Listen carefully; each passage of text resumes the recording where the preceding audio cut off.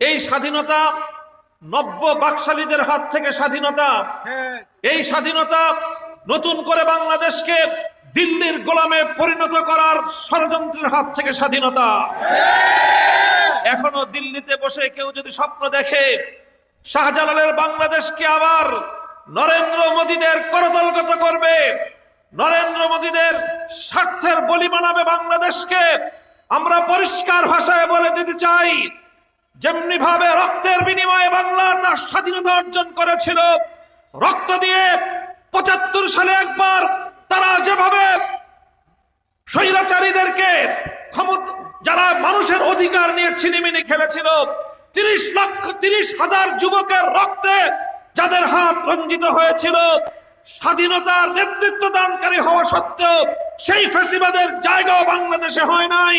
২০২৪ সালে নব্য। আসসালামু আলাইকুম ওয়া রাহমাতুল্লাহ। নাহমাদুল্লাহ তাআলা ওয়া নুসাল্লি আলা রাসূলিহিল কারীম, আম্মা বা'দ। আউযু বিল্লাহি মিনাশ শাইতানির রাজীম। বিসমিল্লাহির রাহমানির রহিম। ওয়াজকুরু ইয আনতুম কালীলুম মুস্তাদআফুনা ফিল আরদ তাখাফুনা আন ইয়াতাখাত্তাফাকুমুন নাস ফাআওয়াকুম ওয়া আইয়াদাকুম বিনাসরিহি ওয়া রাযাকাকুম মিনাত তাইয়্যিবাত লাআল্লাকুম তাশকুরুন। সংগ্রামী উলামায়ে কেরাম, তাওহীদি জনতা, সোনারগাঁয়ের আমার প্রাণ প্রিয় এলাকাবাসী, আজকের এই পথসভায় সর্বপ্রথম বৈষম্য বিরোধী আন্দোলনে শাহাদাত বরণকারী সকল শহীদদের রুহের মাগফিরাত কামনা করছি। আল্লাহ রাব্বুল আলামিন যেন আমাদের এই সকল শহীদদের শাহাদাতকে কবুল করেন, তাদের সন্তপ্ত পরিবার পরিজনকে আল্লাহ ধৈর্য ধারণ করার তৌফিক দান করেন এবং উত্তম বিনিময় দুনিয়া আখিরাতে দান করেন। আমি স্মরণ করছি আজকে অত্যন্ত গভীর শ্রদ্ধা এবং হৃদয় নিংড়ানো ভালোবাসা, হৃদয়ের রক্তক্ষরণ সহ আমাদের প্রিয় ভাই মাওলানা ইকবাল সাহেবকে, যার শাহাদাত, যার মৃত্যু বিশেষ করে আমাকে এতটা বেশি মর্মাহত করেছে যে আমার কারা জীবনের ৩ বছরের সবচেয়ে দুঃখজনক এবং সবচেয়ে হৃদয় বিদারক ঘটনা ছিল এটি। এই ভাইয়ের জন্য এবং তার পরিবারের জন্য আমি আপনাদের সকলের কাছে দোয়া চাই যে মরহুম শহীদ ইকবাল রহমতুল্লাহ আলীকে যেন আল্লাহ পাক জান্নাতুল ফেরদৌস দান করেন এবং তার রেখে যাওয়া আদর্শ যেন তার পরবর্তী প্রজন্ম ধারণ করতে পারে। আমি শুকরিয়া জানাই বিশেষ করে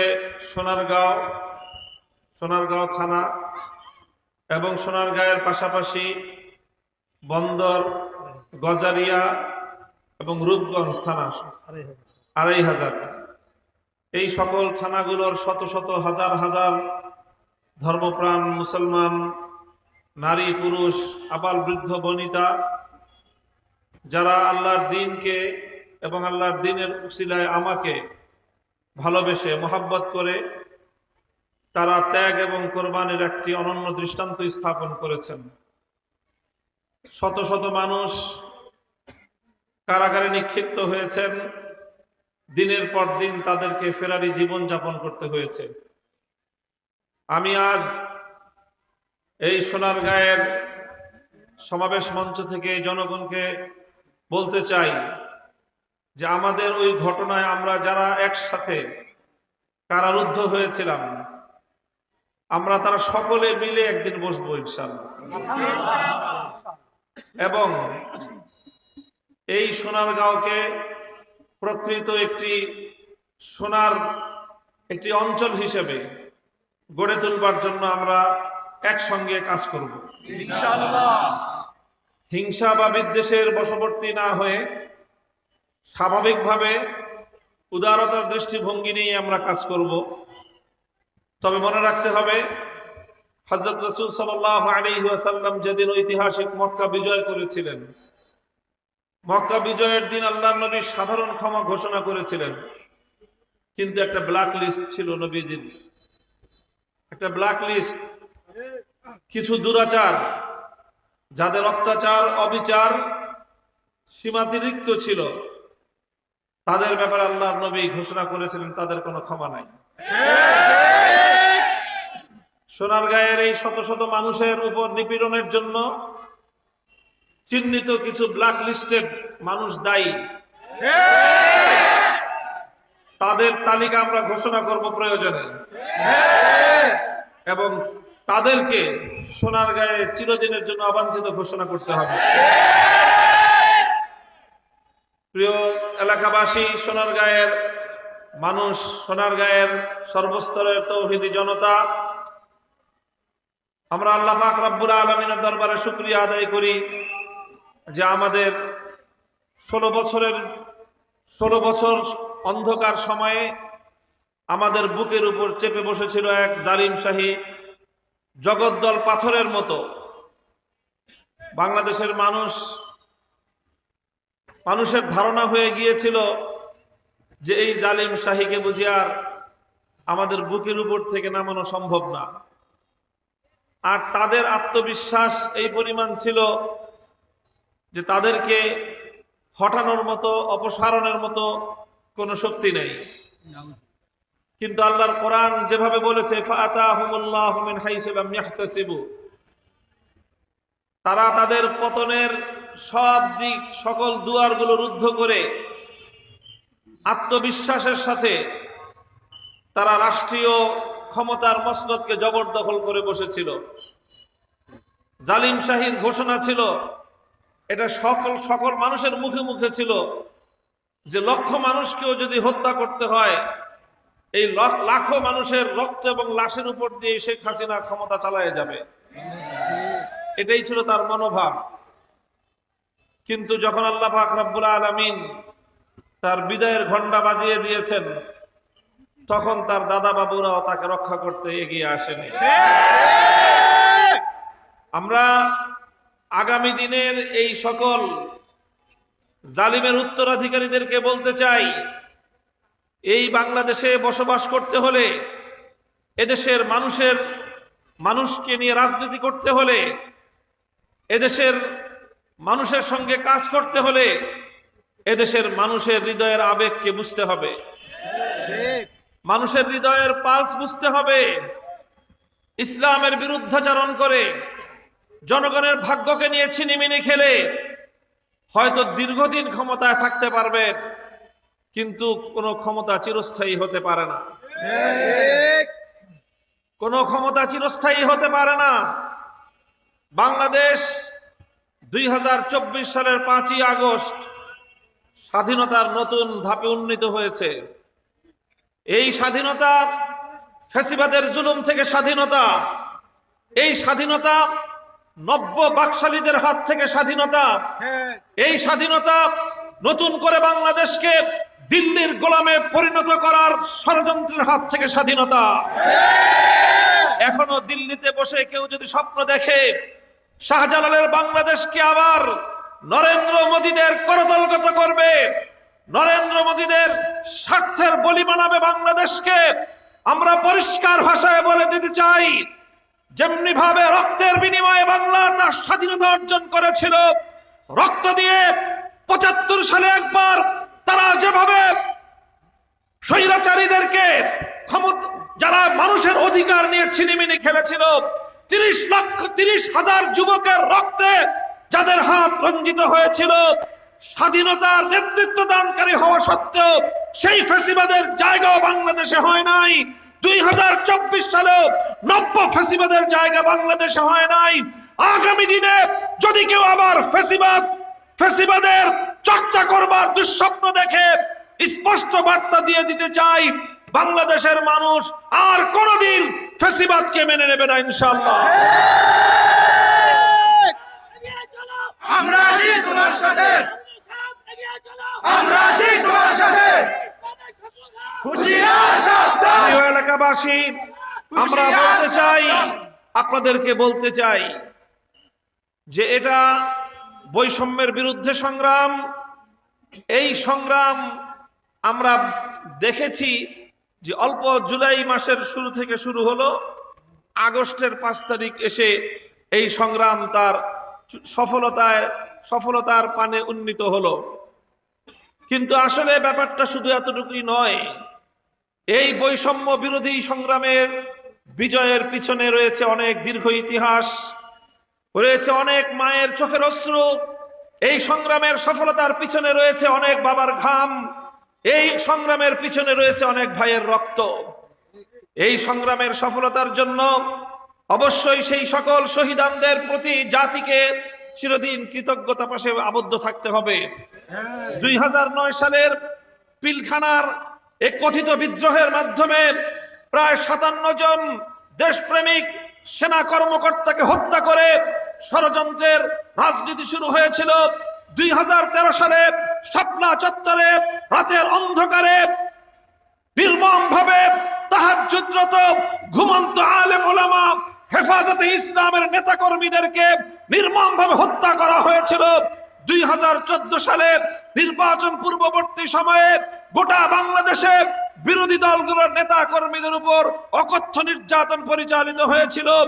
2021 সালে নরেন্দ্র মোদী নরঘাতক গুজরাটের কসাইকে বাংলাদেশের স্বাধীনতার সুবর্ণ জয়ন্তী উদযাপনের সময় চিফ গেস্ট করে আমন্ত্রণ জানানোর প্রেক্ষিতে তৌহিদি জনতা হেফাজতে ইসলামের নেতৃত্বে শান্তিপূর্ণ প্রতিবাদ জানিয়েছিল। এই অপরাধে হাটহাজারী থেকে ব্রাহ্মণবাড়িয়া পর্যন্ত পাখির মতো গুলি করে 25 জনের মতো আমার ভাইকে হত্যা করেছিল। সর্বশেষ 2024 সালের নির্বাচনের পূর্ববর্তী সময় আপনারা দেখেছেন গোটা বাংলাদেশ জুড়ে কিভাবে এক ভীতিকর পরিস্থিতি তৈরি করে সাধারণ মানুষজন বাড়িতে ঘুমাতে পারেনি। কেউ গাছের ডালে, কেউ জঙ্গলে, কেউ নদীর মাঝে, খালের মাঝে, বিলের মাঝে গোটা বাংলাদেশের মানুষকে জিম্মি করে একটি নির্বাচনের নামে নাটক সাজিয়ে দিল্লির কারসাজিতে নতুন করে ক্ষমতার মসনদ দখল করবার পায় তারা চালিয়েছিল। এই সকল আত্মত্যাগ, অনেক রক্ত, সাগর পরিমাণ রক্তের উপর দাঁড়িয়ে 2024 সালের জুলাই মাসে ছাত্রদের নেতৃত্বে নতুন সংগ্রাম গড়ে ওঠে। সেখানে নির্বিচারে হত্যা চালানো হয়। কোন যুদ্ধ পরিস্থিতি ছাড়া সিভিলিয়ানদের উপর এভাবে টার্গেটকৃত কিলিং, হত্যাযজ্ঞ পরিচালনার নজির পৃথিবীর ইতিহাসে বিরল। দেশের জনগণের টাকা দিয়ে হেলিকপ্টার কেনা হয়েছে জনগণের নিরাপত্তা দেওয়ার জন্য।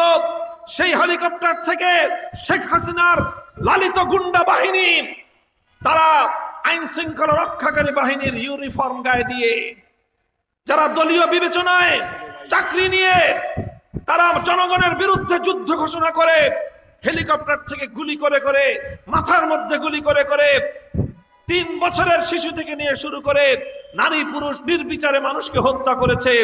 ঘরের বেডরুমে পর্যন্ত গুলি করে মানুষকে হত্যা করা হয়েছে।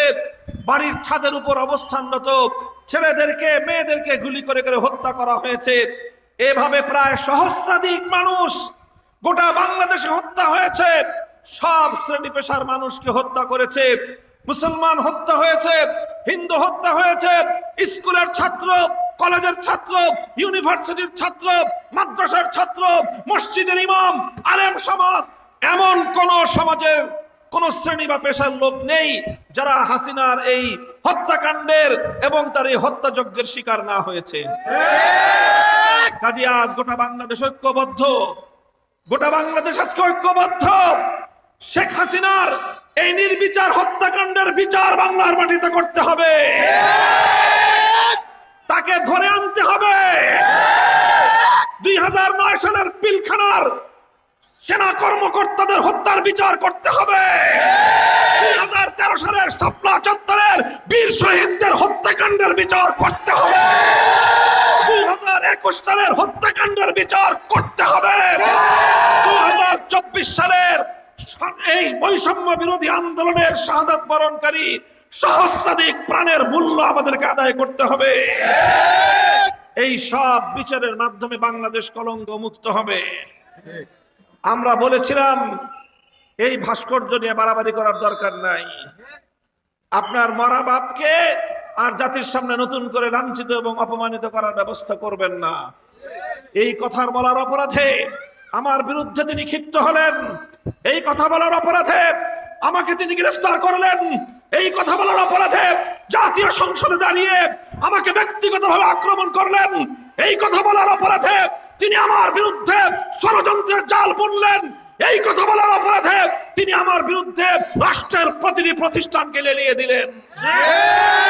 আমরা ধৈর্য ধারণ করলাম, কিন্তু আজ সারা পৃথিবীবাসী সচক্ষে দেখেছে আমাদের সেই সময়ের শান্ত কথা যদি তিনি গ্রহণ করতেন, তাহলে আজকে তার মৃত মরহুম বাবার এই ভাস্কর্যের নামীয় এই লাঞ্ছনা সারা দেশে তাদেরকে বরণ করতে হতো না। স্মরণ করিয়ে দিতে চাই এই ঘটনা থেকে আগামী দিনে সবাই যেন আমরা শিক্ষা গ্রহণ করি। কোনো কিছু নিয়ে অতিরিক্ত বাড়াবাড়ি ভালো নয়। মনে রাখবেন, ক্ষমতা কারো জন্যই চিরস্থায়ী নয়। আপনি ক্ষমতায় থাকার জন্য জনগণকে যত বেশি নির্যাতন করবেন, একদিন না একদিন কড়ায় গন্ডায় তার মূল্য আপনাকে চুকাতে হবে। কোন দেশে যাবেন? কোন দেশ আজ এই পতিত নিক্ষিপ্ত ডাস্টবিনের মালকে কোথাও আশ্রয় দেওয়ার মতো বাংলা পৃথিবীতে? দিল্লিতে নরেন্দ্র মোদী ওনাকে আশ্রয় দিতে চান যদি, সেটা ভারতের আভ্যন্তরীণ ব্যাপার। আমরা পরিষ্কার হুঁশিয়ারি উচ্চারণ করতে চাই, দিল্লিতে শেখ হাসিনা এবং তার পুরা পরিবার পুনর্বাসিত হোক, আমাদের আপত্তি নাই, কিন্তু খবরদার দিল্লিতে বসে বাংলাদেশের আভ্যন্তরীণ বিষয়ে নাক গলাবার চেষ্টা করলে এদেশের 18 কোটি মানুষ স্বাধীনতা রক্ষার জন্য যুদ্ধের ময়দানে হাজির থাকবে।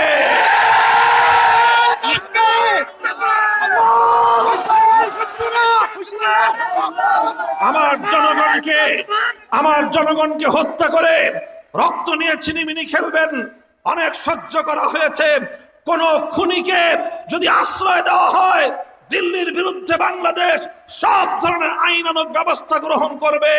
অন্তর্বর্তীকালীন সরকারের কাছে আমরা তার স্বনির্বন্ধ অনুরোধ জানিয়ে রাখছি।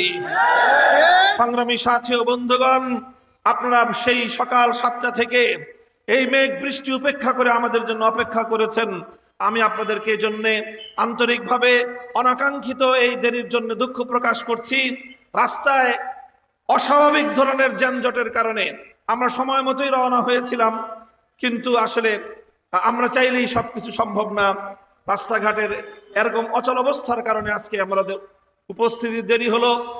আপনারা এতক্ষণ পর্যন্ত ধৈর্য ধারণ করে অপেক্ষা করেছেন, আপনাদেরকে আমি শুকরিয়া জানাই, অভিনন্দন জানাই, কৃতজ্ঞতা জ্ঞাপন করছি। আল্লাহ আপনাদেরকে উত্তম বিনিময় দান করুন।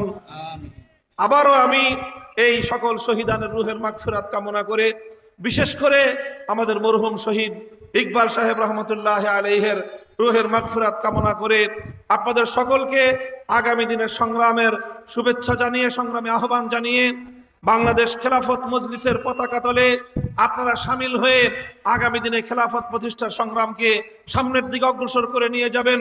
আর হেফাজতে ইসলামের সঙ্গে আপনারা দলমত নির্বিশেষে অতীতের মতো আগামী দিনেও ঐক্যবদ্ধ থাকবেন ইনশাআল্লাহ, এই আশাবাদ আমি ব্যক্ত করি। রাজি আছেন তো? আল্লাহ পাক রব্বুল আলামিন তৌফিক দান করুন।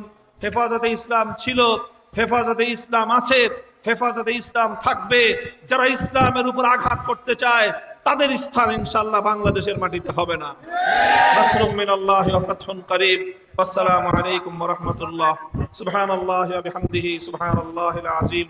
اللهم صل على محمد وعلى آل محمد كما صليت على إبراهيم وعلى آل إبراهيم إنك حميد مجيد. يا حي يا قيوم برحمتك نستغيث أصلح لنا شأننا كله ولا تكلنا إلى أنفسنا طرفة عين.